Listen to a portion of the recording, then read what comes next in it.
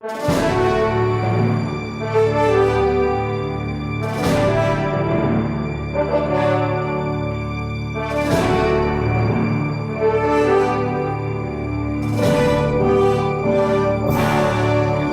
like to call this regular meeting of the Coralville City Council to order, April 24th, 2018. Roll call.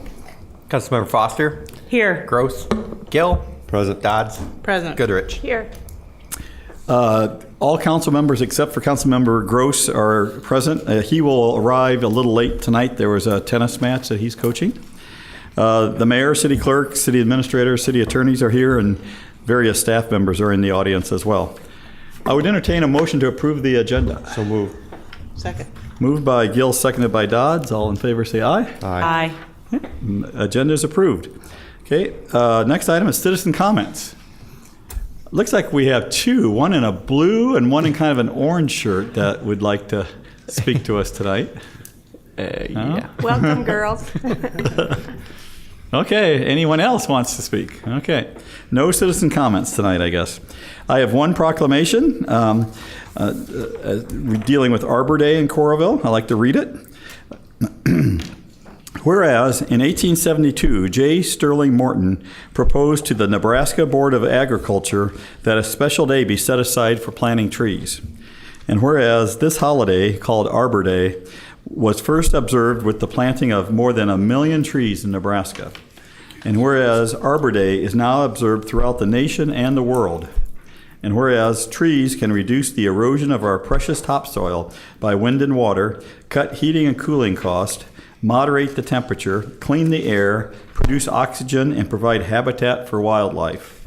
And whereas trees are a renewable resource, giving us paper, wood for our homes, fuel for our fires, and countless other wood products. And whereas trees in our city increase property values, enhance the economic vitality of business areas, and beautify our community. And whereas trees, wherever they are planted, are a source of joy and spiritual renewal. Now therefore I, John A. Lundell, Mayor of the City of Coralville, proclaim April 27th, 2018 as Arbor Day in the City of Coralville. I urge all citizens to celebrate Arbor Day and to support efforts to protect our trees and woodlands. And further, I urge all citizens to plant trees to gladden the heart and promote a well-being of this and future generations. Signed this 24th day of April, John A. Lundell, Mayor. And I believe we have Alex from the Parks Department to come up and receive this. He is largely responsible for trees in our community. So thanks, Alex, for your good work, and feel free to say a few words if you'd like. Happy spring. Alex Bumar, Park Superintendent. Mayor and Council, thank you very much for honoring Arbor Day with this proclamation. Arbor Day is a celebration not only for trees, but also for the community they exist in, the benefits they provide for society. It's also an important component of our Tree City USA designation, which we just received for the 26th year. That's quite a milestone. I'd like to mention, in addition to our Tree City USA designation this year, we also received our second Growth Award for attaining a higher level of excellence within our forestry program. We have maintained this additional designation through partnerships, public outreach, and community participation. All this said, I'd like to thank our staff for their hard work in maintaining our urban forest. We have a very dedicated staff. I'm very proud of that. We'll be celebrating Arbor Day this year during the Best Day Ever event at Altmar Family Park. Best Day Ever is May 10th. This involves Northwest Junior High 7th grade students in a large-scale tree planting project in partnership with the DNR. Again, thank you for this proclamation. We look forward to celebrating the upcoming Arbor Day and many others. Thanks. Thank you very much. Okay. Item 6, development agreement, public hearing. This is a public hearing on a development agreement with Civco Medical Instruments. This is a grant of $100,000 in rebates over 5 years. In return, they are promising to construct a building, and in that building have a minimum of actually very high-paying jobs, $68,000, $69,000 a year job, something like that. Yep. So a really good company, and we're glad to see that they're just choosing to expand in Coralville. So I'll open the public hearing. Are there any comments on this? Any written? No written. Okay. I'll close the public hearing and consider the resolution. Resolution approving a development agreement with Fiscal Medical Instruments, Inc. is introduced for adoption by Councilmember Foster, seconded by. Second. Seconded by Gill. Discussion? Roll call. Dodds. Aye. Goodrich. Aye. Foster. Aye. Gill. Aye. Okay, resolution passes all ayes with Gross absent. Item 7 is Part 2 Coral Ridge Mall. It starts with a building department report and P&Z report by Jim Kessler, our building official. Thank you, Mr. Mayor. Let me get this pulled up for you. Riverview Plaza, as you know, is the addition or the development that's going on along First Avenue. This Coral Ridge. I'm sorry. Yeah. Oh, you're right, John, it is. I'm just ahead of myself. Okay, Coral Ridge Mall. I'm going to show you this picture, Coral Ridge Mall. In this case, I think one picture here is worth about 2 diagrams that are really hard to understand. But what this amendment is actually for in the mall site plan is this is the former location of the Country Buffet, which hasn't been there for quite some time, but this is their former location. So this was their north-facing facade.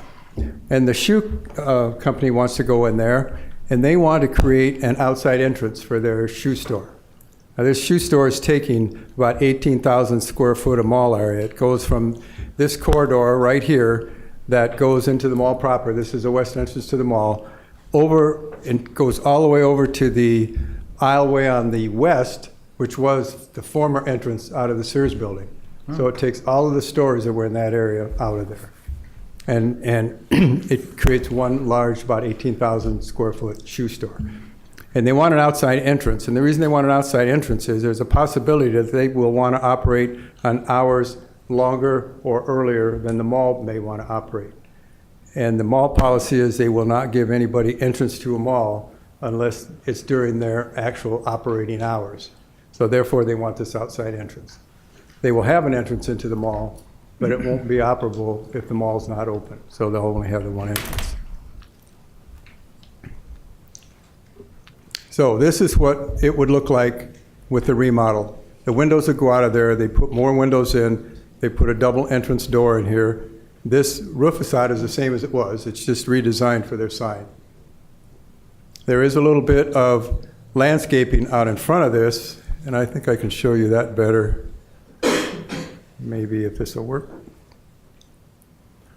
Okay, so this is the area we're looking at. This is the old Country Buffet. This is a landscape area here right now, which is going to have to disappear when these doors come so that the people have a way in and out of the doors. So what they're proposing to do is create a landscape area over in here to the side and kind of landscape a little bit around this transformer to kind of enhance the look of that transformer a lot. So that basically is what the plan is and what they want to do. And we presented this to P&Z the other night, and they recommended it by a 6-0 vote. Jim, I just have one question. The public entrance that's there now, does that stay a public entrance? Yes. Okay. That doesn't change at all. Okay. Okay. Well, let's open the public hearing on this PUD-B site plan for Coral Ridge Mall. Are there any comments? Any written? No written. Okay. I'll close the public hearing and consider the resolution. Resolution approving the amended PUD-B site plan for Part 2 Coral Ridge Mall, Coralville, Iowa, introduced for adoption by Councilmember Gill, seconded by. Second. Ooh, that's close. We'll go to Goodrich this time. Any discussion? Roll call. Dodds. Aye. Goodrich. Aye. Foster. Aye. Gill. Aye. Resolution passes all ayes with Gross absent. Item 8 now is Riverview Plaza Part 2, which is also a report from Jim. I'm ready for this one. Okay. This is a amended rezoning plan, amended preliminary plat, final plat, site plan, and a PUD-B site plan for Riverview Plaza. And this is all coming about for this piece of ground right here, which wasn't on the original Riverview Plaza proposal. This was the site of Lebanon Mattress, may still be, I don't know if they're still in there or not, but the site of Lebanon Mattress, which the developer has acquired and added to his Riverview Plaza development. So we have to amend the site plan. We have to rezone this into the CPUD and then redo the preliminary plat, the final plat, and all the site plans that are already in place.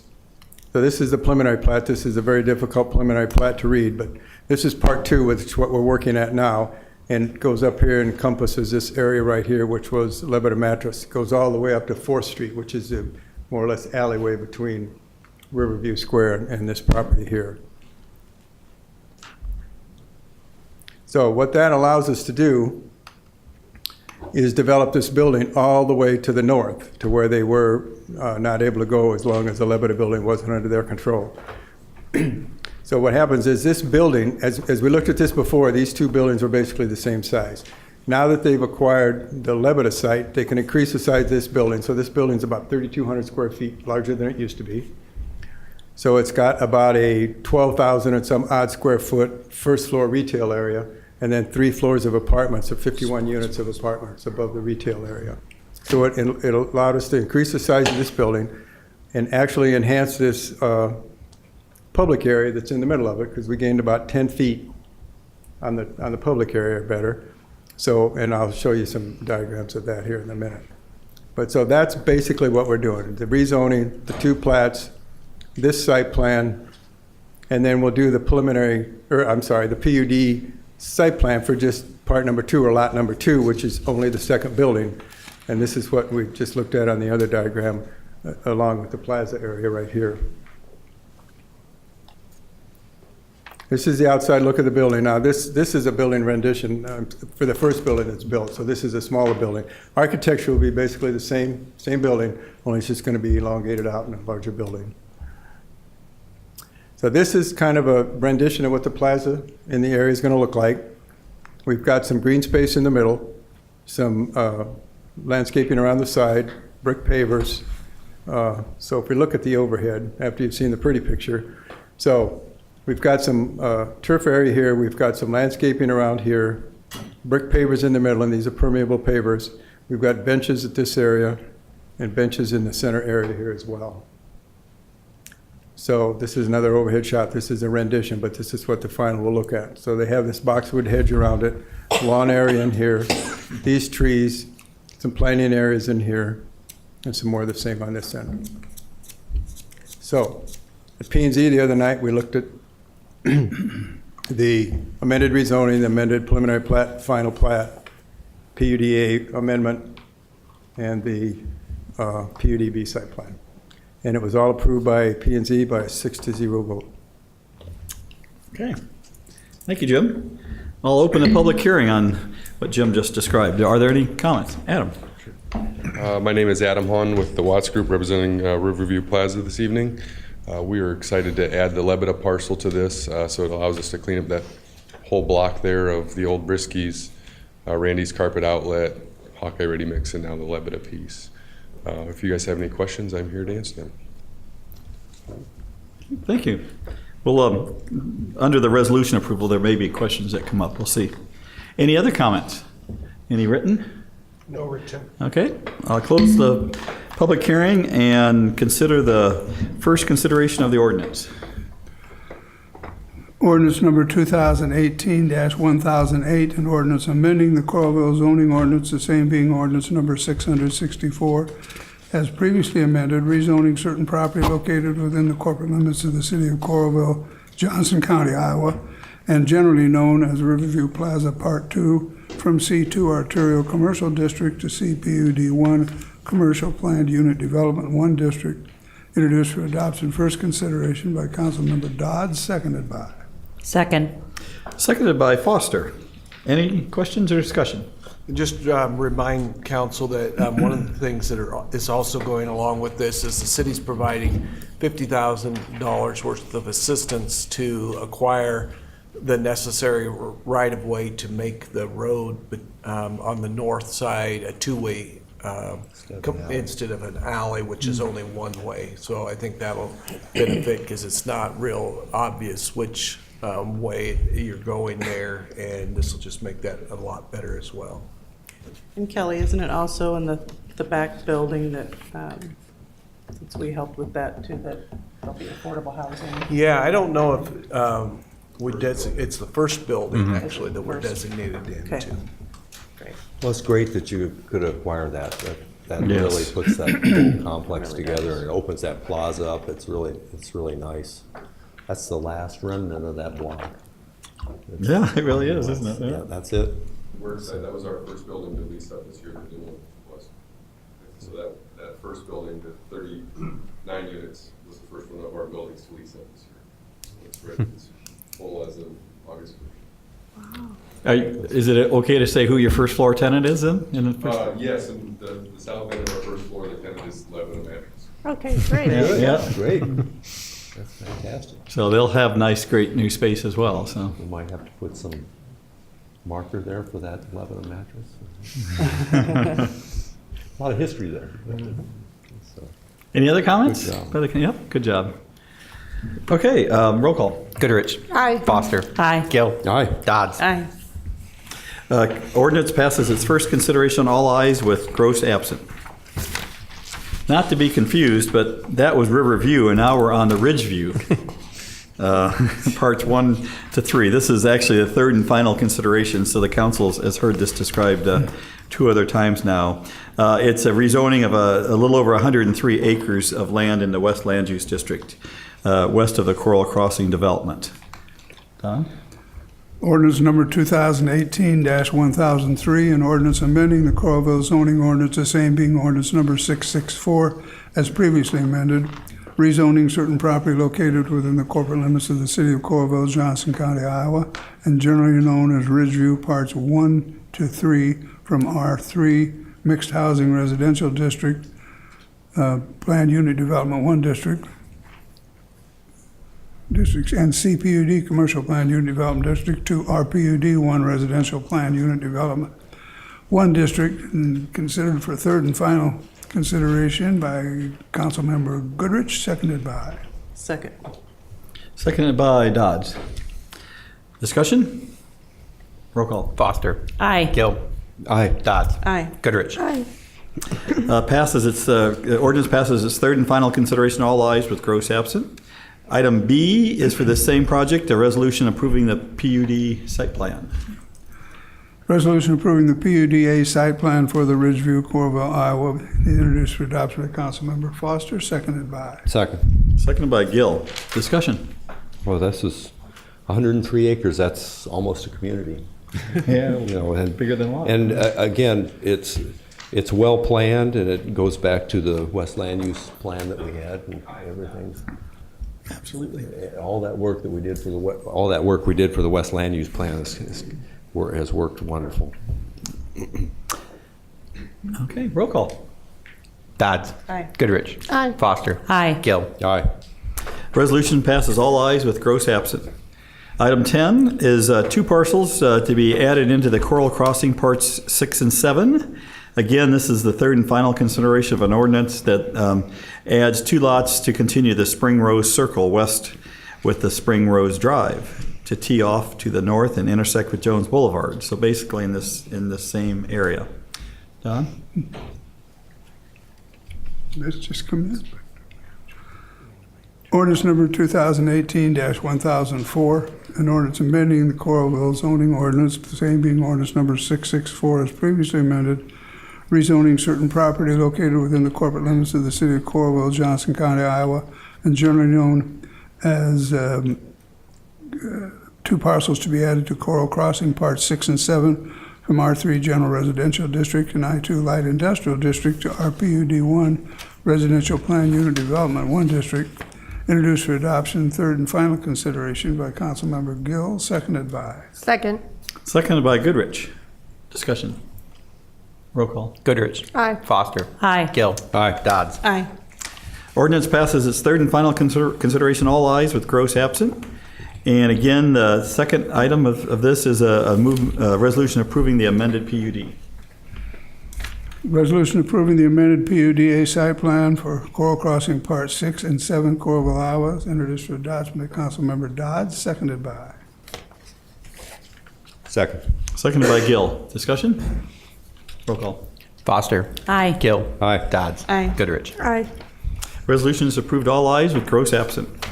Item 11 is our bonds. And are you going to speak to us, Tony, on this topic? I mean, Certainly can. I think rather than me trying to explain it, I'll just let the expert, Tony Rotland, our Director of Finance for the city, will speak to us. So 11A is the Building G financing, for which you held a hearing in January of 2017. So as you're aware, this has been being built for some time now. And this is the city's financing for the first floor space that the city's has a purchase agreement for. And it's from West Bank, and they ran it through their committee yesterday, and it was approved, and so you can move forward on it now. Okay, and for the public's information, Building G is the another Watts development that's just basically on the roundabout along 9th Street there in Coralville, across from Back Pocket Brewery, basically, to the west of there. Resolution? Resolution authorizing and approving the execution and delivery of various documents and taking actions in connection with the acquisition, construction, improving, and financing of a retail building and related improvements in the Arbor River Landing agreement, and including authorizing the execution of delivery of a First Amendment to lease purchases agreement and a First Supplemental Trust Agreement and related documents authorizing the issuance and approving the sale of the Series 2018 G certificate, providing for collection of taxes to pay lease-based payments under the lease purchase agreement and related matters. It's introduced for adoption by Councilmember Goodrich, seconded by. Second. Seconded by Foster. Discussion? Yes, Mayor, just explaining my vote, being consistent with my view on the city finance portions of commercial property. I will again vote no. Okay, that is consistent. Roll call. Gill. Aye. Dodds. Nay. Goodrich. Aye. Foster. Aye. Okay, resolution passes 3 ayes, 1 nay, and 1 absent. Item B, Tony, I'll let you explain that one as well, please. Item B is a set of capital projects. In the memo, I listed them, but they include things like flood mitigation, so Clear Creek flood wall, and there's a refinancing in there, and economic development projects, and 3 street projects. First Avenue from 6th to 9th, Coral Ridge Avenue from Oakdale to Forever Green, and the annual pavement preservation program. And on the First Avenue from 6th to 9th, that's a piece that we have several years of small borrowings like this to pay for the non-grant portion of that project. And then Coral Ridge Avenue, this is the first of 2 planned borrowings for the Oakdale to Forever Green section. Okay. Thank you. Don? Resolution to fix a date for a public hearing on general obligation, essential corporate purpose loan agreements, and general obligation and essential corporate purpose funding loan agreements, and general urban renewal loan agreements, introduced for adoption by Councilmember Foster, seconded by. Second. Seconded by Goodrich. Discussion. Roll call. Dodds. Aye. Goodrich. Aye. Foster. Aye. Gill. Aye. Resolution is approved all ayes with Gross absent. Item 12 is a fiscal year 2018 budget amendment. Tony, as long as you're still sitting there, I'll let you take Yes. this one too. So you'll notice if you looked at the second page of the memo that has the hearing notice that goes in the paper for a budget amendment, that the additional sources and additional uses net to 0. So there are a series of things, including some of the borrowings we just talked about, that result in the need to amend the budget, but what they are not is some sort of operational cost overrun or something like that. They're the types of things that you would expect that we're doing and have offsetting revenues to account for. Thank you. Roll call? Or did we? Yeah, We you haven't read. read it yet. No, better read it first. I was like, Resolution setting a public hearing for the fiscal year 2018 budget amendment, introduced for adoption by Councilmember Gill, seconded by. Second. Seconded by Dodds. Now discussion. Roll call. Goodrich. Aye. Foster. Aye. Gill. Aye. Dodds. Aye. Passes all ayes. Gross absent.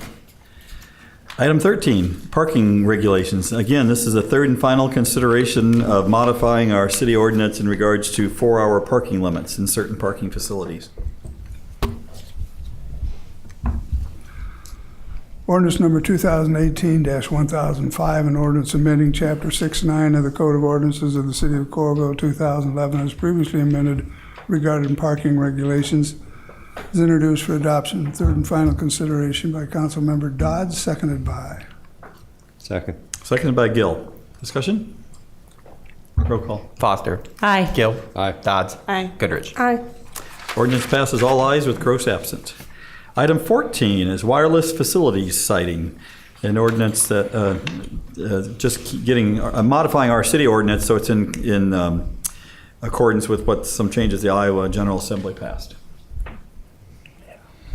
Ordinance number 2018-1006, an ordinance amending Chapter 161 of the Code of Ordinances of the City of Coralville, 2011, as previously amended, wireless siting regulations, introduced for adoption by Councilmember Goodrich, seconded by. Second. Wake up down there. Yeah. Seconded by Foster. Any discussion? Roll call. Gill. Aye. Dodds. Aye. Goodrich. Foster. Aye. Ordinance passes as third and final consideration, all ayes with gross absent. Item 15 is stormwater rates and fees. This is the second consideration of an ordinance modifying our utility fees for stormwater. Ordinance number 2018-1007, an ordinance amending Chapter 102 of the Code of Ordinances of the City of Coralville, 2011, as previously amended regarding stormwater rates, introduced for adoption by Councilmember Foster. Second consideration, seconded by. Second. Seconded by Goodrich. Discussion? Roll call. Dodds. Aye. Goodrich. Aye. Foster. Aye. Gill. Aye. Ordinance passes at second consideration, all ayes with gross absent. Item 16 is a housing trust fund of Johnson County. This is a resolution approving a loan agreement in the amount of $50,000 from the Housing Trust Fund of Johnson County for the rehabilitation of 2 owner-occupied homes in the area south of Holiday Road and east of 12th Avenue, including Valley View, Westview, and Southview Drives. Don? Resolution approving a loan agreement and promissory note with the Housing Trust Fund of Johnson County for the City of Coralville Owner-Occupied Rehabilitation Initiative, introduced for adoption by Councilmember Gill, seconded by. Second. Second by Dodds. Any discussion? Roll call. Goodrich. Aye. Foster. Aye. Gill. Aye. Dodds. Aye. Resolution pass all ayes with gross absent.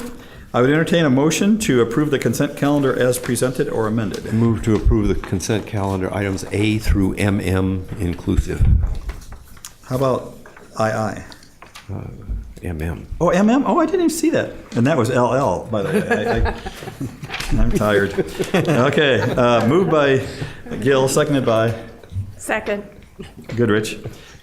Roll call. Foster. Aye. Gill. Aye. Dodds. Aye. Goodrich. Aye.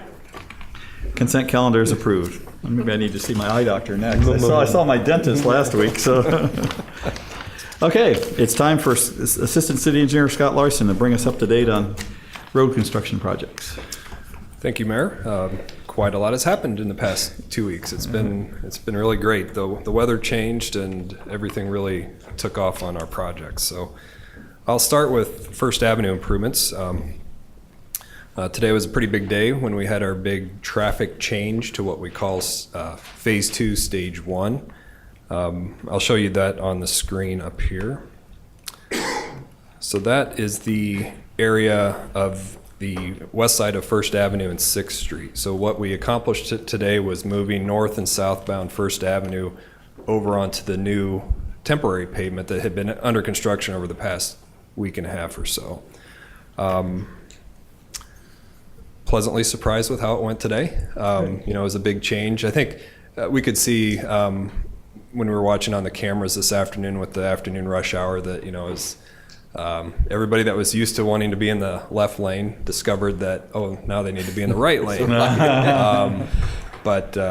So they got a little more taste of the whole zipper merge concept. So hopefully they remember that. But actually it flowed smoothly. We made some tweaks. Howard R. Green and Langman Construction made some tweaks in the field today that I think helped. And so after day one, I had no phone calls about it. So, So far so good. So anyway, they'll be getting under, they've already started grading over on the 6th Street leg of the intersection. There's quite some interesting, challenging underground utility work to accomplish there because this is the intersection again where the Crandic Railroad crosses at a severe angle. And one big piece of this upcoming phase is actually pushing a sanitary sewer casing pipe underneath the railroad that will then allow us to slide the new sanitary sewer for First Avenue in place. So that's going on. There's new temporary street lighting on the east side, so we're going to see the west side of the road, some of the old poles be removed and kind of clean up that corridor. And we'll just continue monitoring how things are going. Out on Coleridge Avenue. Scott, can I ask Yeah, you- go ahead. Yeah, feel free. Besides the work there by 6th Street, is there any new work back further to the north on now that the west side is closed? Not initially. They have a lot to focus on down here at 6th Street. There's a lot of difficult grading work and staging work, and so we're really pushing to get that new west half of the intersection done. Okay. And that will allow us to open 6th Street back up, and there'll be the signal operating. It'll be a great addition to that corridor. They are making some changes, though, that will allow some work to occur further to the north sooner than scheduled. If I remember right, I think that it may sound like a long ways away, but I think that work can start in late May as opposed to the first week or two in June. So, with a project of this size, every day or two that they can get started earlier on a phase will help in the end. Mm-hmm. We always, we do what we can to publicize all these different stages and phases, but in reality, we're talking about these daily in every job meeting on Thursday mornings. Nothing's necessarily set in stone. So if somebody has an idea to accelerate things, we'll listen and make changes if necessary. So Great. Thank you. all right, so that's First Avenue. I'll jump over to Coleridge Avenue using our great project website that Jen Coleman is doing a great job of maintaining all the information as we receive it on our end. So First Avenue, also they've been making some good progress. Kind of starting at the north end up at Forever Green Road, they have completed all but one pour of that westbound Forever Green Road right turn lane. So it'll be a day or two when they get enough cure time on that second to last pour before they can finish off that corner. On the east shoulder of Coleridge Avenue between Wheaton and Forever Green Road, they've been doing some grading for temporary asphalt paving. So that's another situation where once that's ready, we'll be able to shift traffic to the east so that the contractor can work on the west half of the road up there. And down at the Coleridge Avenue and Oakdale Boulevard intersection, all the paving on the corners is done. They are working on the brick paver corner treatments on the southeast and southwest corners. I think one or two of the 4 new traffic signal bases have been poured, and they'll be continuing on additional pours for the bases this week.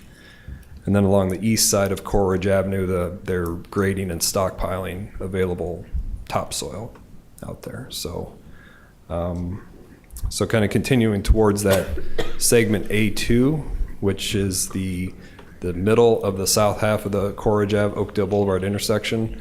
And my update on Thursday indicated that was actually going to start this week. It looks like it's probably going to be next week, but that was my mistake. It's not that there's a delay. There's pieces being completed this week that are necessary to move to A2, but we won't actually be into A2 until maybe sometime next week. So I'll have another update on that later. And I guess I was going to show you the drawing too while I was talking about that.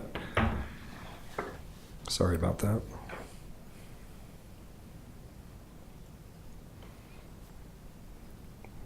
This one I'll have to zoom in. So this is the entire project corridor.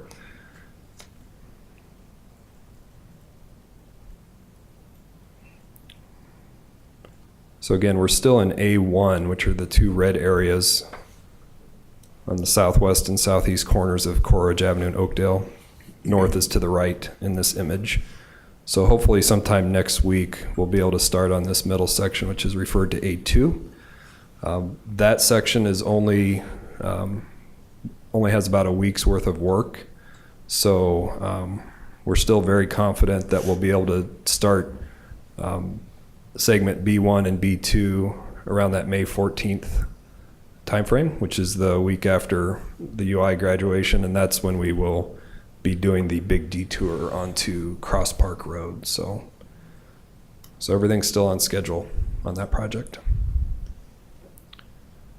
So for northbound traffic south of Oakdale, the right turn lane will be opening up again at some point? It will actually be single lane because everybody will be turning right. Oh, that's true. Everybody Because of will the have big to detour turn that right. you just talked about. Yep. Yep. So more zipper merging out there as well. So Well, we're not done yet, but you should be Yeah. congratulated. I mean, this has moved along fantastic. I think part of it is what we did last fall and winter with all the above the lines and that above ground. We got those all into the ground, but again, it's just fantastic what you're doing. I mean, this is the end of April. You know, I've been in Illinois, and all they do in April is put the cones up. So, but anyway, it's just fantastic, keeping everybody informed. And great job. all right. Any other questions for Scott? Thank you. Yep, thanks. City Administrator's report. Yeah, several items. One, I'd just like to thank all the citizens that participated in the fire, or came to the fire department pancake breakfast on Sunday. It was very well attended, and all the fire department volunteers did a great job of providing breakfast for everyone. So thank them for that annual event. Just a reminder that Dave Standard has retired, and that at the next council meeting between 4 and 6:15, there'll be a reception for Dave here at City Hall. So encourage everyone to come out and participate in that event and honor Dave for over 42 years of service in the fire departments, both here and in Brighton, Iowa. So Next meeting, I believe, is May 8th. yes, so May 8th, 4 to 6:15.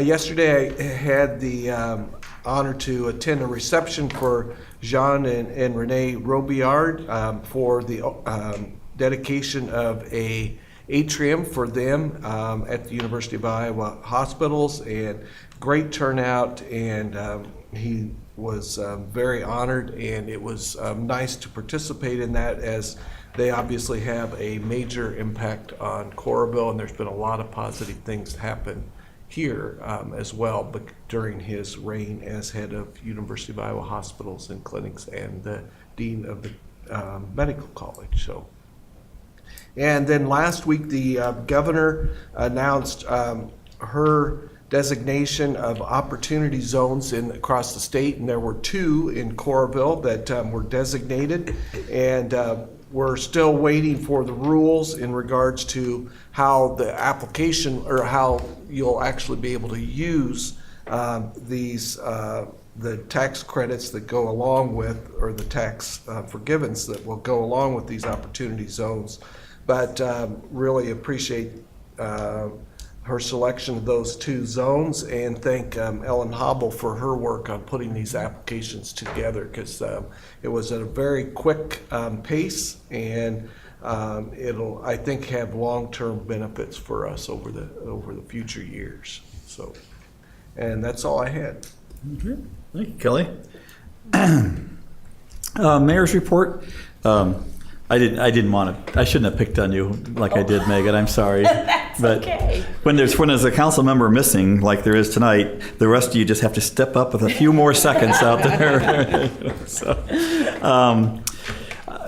I want to thank Councilmember Goodrich for reminding me to remind everyone about the Run Crandic, which is this Sunday. It's this coming Sunday. It's come around fast, which is the first of what'll, I think, become an annual event. There's been a huge interest in it. That's the marathon that goes from Cedar Rapids down through North Liberty and Coralville and finishes at the Kinnick Stadium. And there's also a half marathon and a 5K that goes with this event. And there can always use more volunteers. There's with so many runners, they really would appreciate more volunteers signing up. So there's on the Convention and Visitors Bureau website, I believe, is where you would go to sign up. And Lori was so nice to give me the opportunity to signal with this whistle that she bought from Run Crandic. So let's see if it works. All participants get one. This is fun. Too bad my dogs aren't here. They'd get a kick out of it too. So, thank you. That's all I have. City Attorney's report. She let me toot my whistle. Tax season over and I have nothing more to say. I will say that my wife did text me. She was driving through that First Avenue, and she actually used the term zipper merge. She also said that the person in front of her had no idea what they were doing, but the zipper merge has come into the vernacular of the Educating. everybody now. Is that it? Committee and council members report. Okay, Megan, I'll let you go first. Thank you. I don't have much. I just wanted to remind everybody that this Friday, April 27th, is the Coralville Community Food Pantry's Music for Meals fundraiser. It's from 7 to 9 p.m. There will be a silent auction. There'll be music by Elizabeth Mullen and some other local musicians. And I will be co-hosting the event with fellow Coralville Food Pantry board member Melissa Mandernack. So it should be a lot of fun. Tickets are $20. You can get those on Eventbrite. And I believe that tables, if you'd like to purchase an entire table, that is $200. So it's a really fun event for a great cause. So hope to see you all there. And that's all I have. Thank you. Thank you, Megan. Tom? I have nothing, thank you. Nothing tonight? Okay. Jill? I just wanted to thank Chief Stannard for his service all of these years. And then also to just say I'll see everybody at the Music for Meals on Friday and the garage sales on Saturday, May 5th. Yes. This is the garage sale weekend coming up too. Yeah. Not this weekend, the following. But before the next council meeting. Okay. Lori? Okay, the next 2 weekends, starting this weekend, is Little Women, the musical. It's put on, presented by this City Circle Acting Company at the Center for Performing Arts in Coralville. So the Friday, Saturday is at 7:30, Sunday 2 o'clock. Get your tickets now. Thanks. Go. Yeah. Great. Anything else for the good of the order? Entertain a motion to adjourn. So move. Second. Moved by Gill, seconded by Goodrich. All in favor, say aye. Aye. Thank you.